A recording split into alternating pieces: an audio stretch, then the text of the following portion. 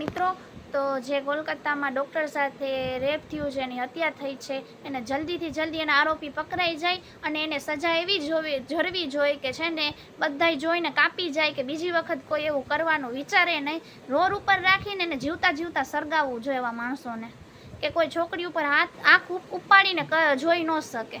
અને પોતે એની એક લેડીઝના પેટમાંથી પેદા થયા છે ને, આવું કેમ માણસો કરી શકે છે? એવું કેવું વિચારી શકે છે છોકરી સાથે એવું કરવામાં? પણ એની મા બેનું એ લોકોને નહીં આડી આવતી હોય, એ લોકોને એવી સજા જરવી જોઈએ કે બીજા કોઈ છે ને કોઈ છોકરી સાથે રેપ ન કરવો જોઈએ આગળ જતા.